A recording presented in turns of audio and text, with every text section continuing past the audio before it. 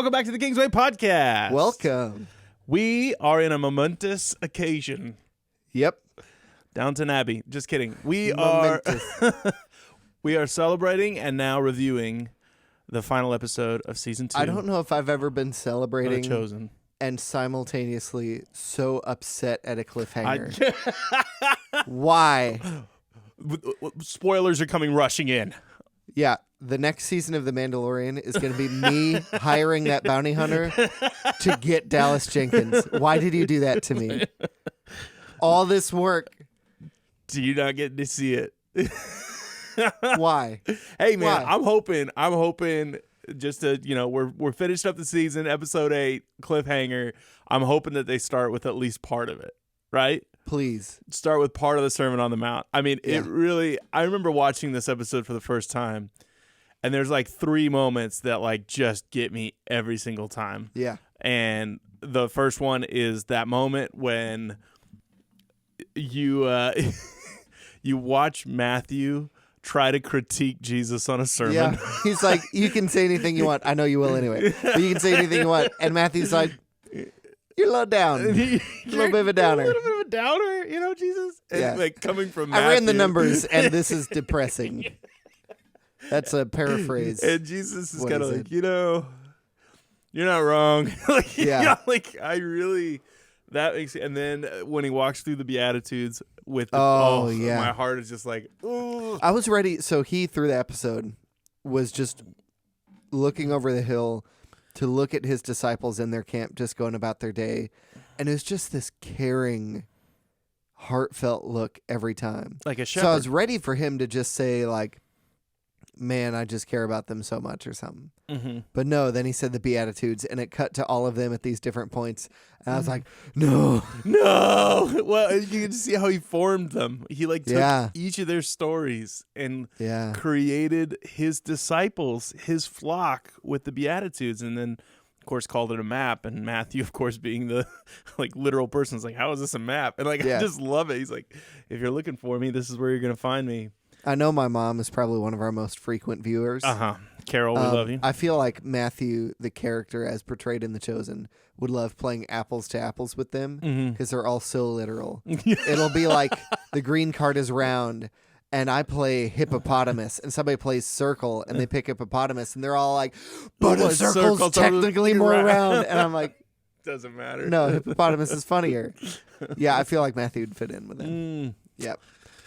Anyway, yeah, so he said the Beatitudes about everybody pre-Judas. What was Dude, that about? That's the third moment, man. When you early on in this episode, he goes, I know that's one of the 12. And I was like trying to make you like not realize that Judas is one of the biggest players we haven't met yet because it was a huge surprise. I forgot about that.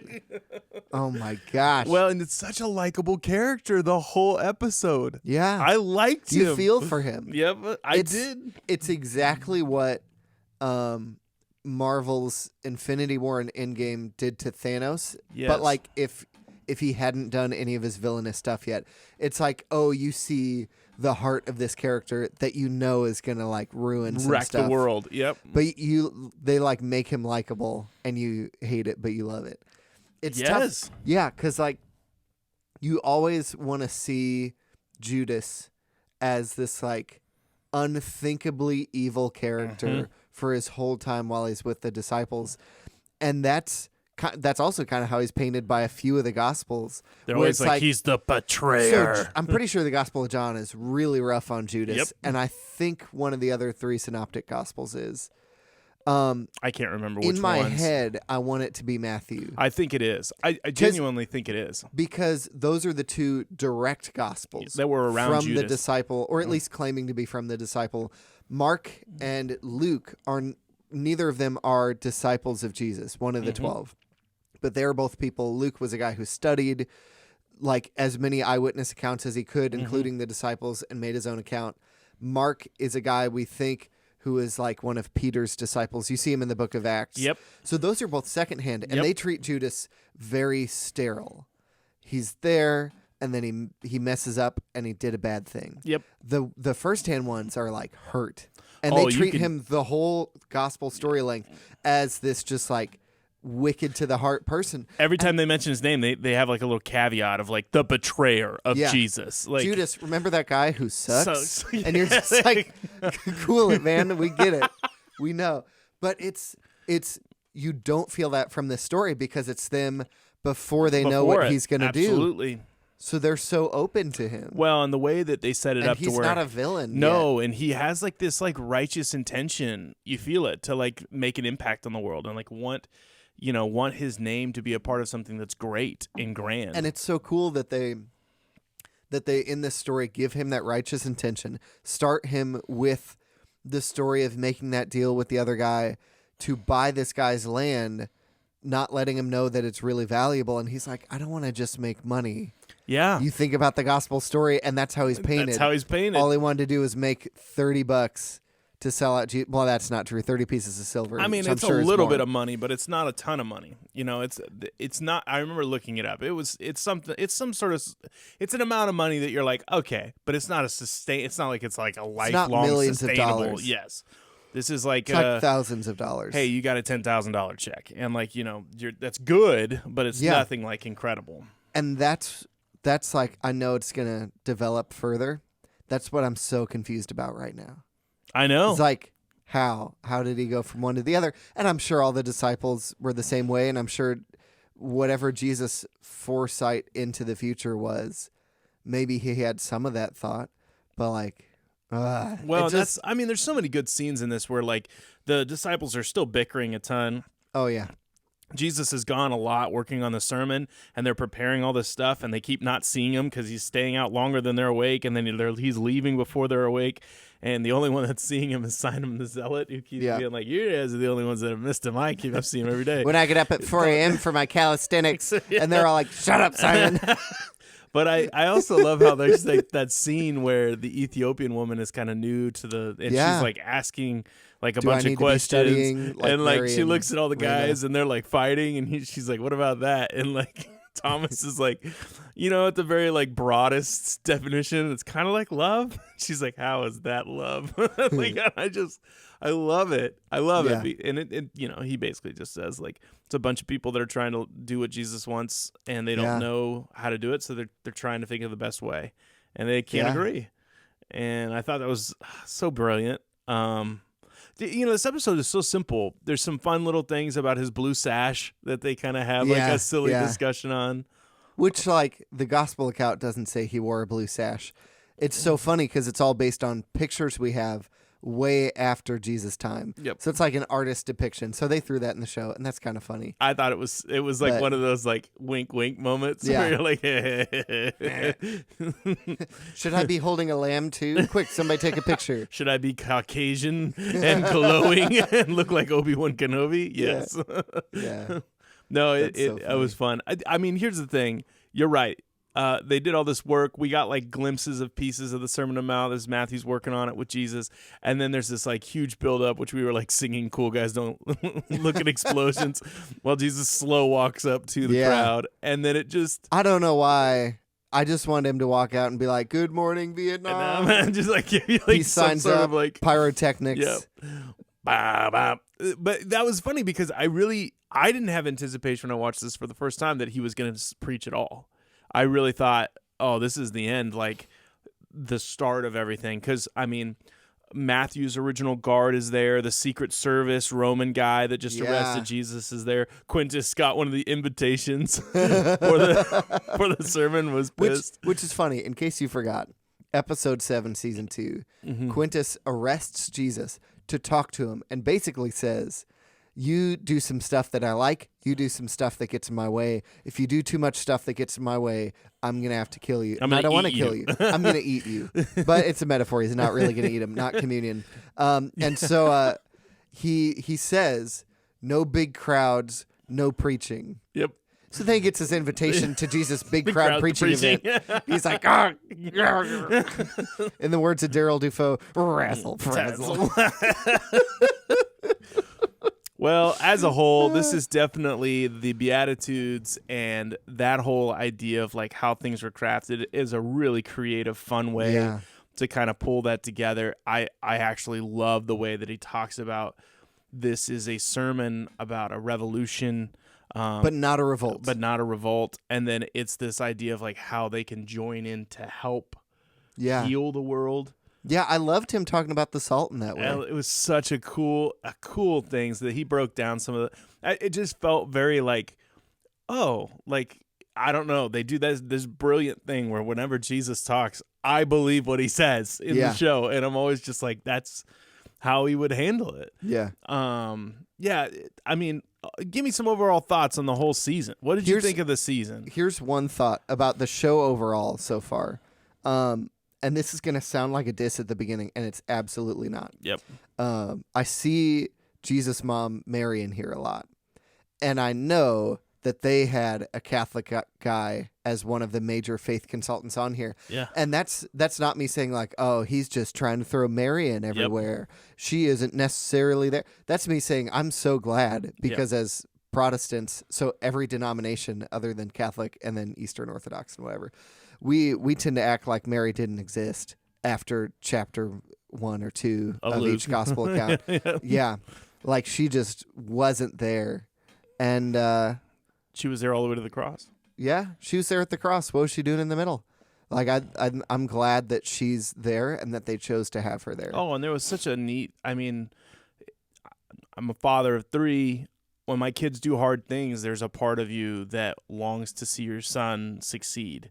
And I have 3 kids, and it was a fun moment where she's watching him get ready to go out and preach, and she's sad that Joseph isn't there. I mean, there's just cool scenes. I love that he's pointed that out, and Mary's been a part of this season, of course, a lot. Yeah. And it's definitely been a thread that hasn't been overplayed, but I think it's been tastefully done, and it's been done in a way that I do think kind of pulls her into the story and recognizing that she's a major player in a lot of this stuff. And I mean, we see that in the Gospel of John, where John's like, you know, this is your mom, and John, now this is your son. Yes. Yep. And it's recorded in John. Yeah. And I think there's a huge part that Mary was along for the ride, and that Jesus was taking care of her, even when she was a widow. Yep. And so there's a she big had part other children, but well, and that's that's a whole nother. But here's the thing. James obviously is like one of the biggest reasons. If you wanted, how much would it take to convince your brother that you are the Son of God? A lot. That's why when James becomes kind of the head of the church, but that's a whole other thing in the book of Acts. But in Jerusalem. But that's James, Jesus' brother. Yes. Which is not James and John, and it's not little James. This is completely didn't believe Jesus is who he was until till he died and rose from the grave. So, hey, my overall feelings for the show is I believe everything that I've seen from the beginning till now is getting better. I think that they are slowly making small decisions that I think are influencing the quality of the production, the quality of kind of the integration of creative ways to do things. I think they're showing that they don't have to stay small in their storytelling. They can get larger, being a little bit more complex, having more threads than just one narrative at a time. I just think there's some things that I think hopefully a budget increase only allows them to show off their creativity and to bring more depth and allow it to be clearer and even more, I think, expressive. It's one of these shows that I don't think we've seen the peak of it yet. I don't think it's peaked at all. I think it's just showing that there are really good roots, really good foundations to something even better that can come.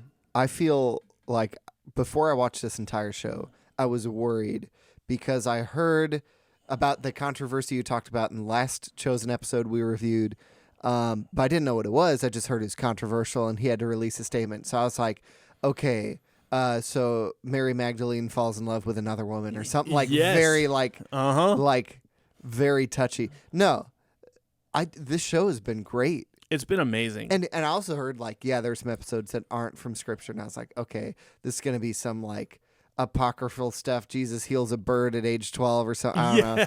And or kills it, whatever. I'm not the expert on that.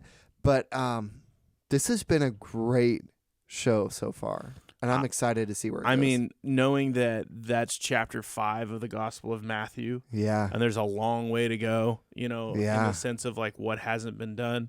He hasn't fed the 5,000. Peter hasn't walked on water.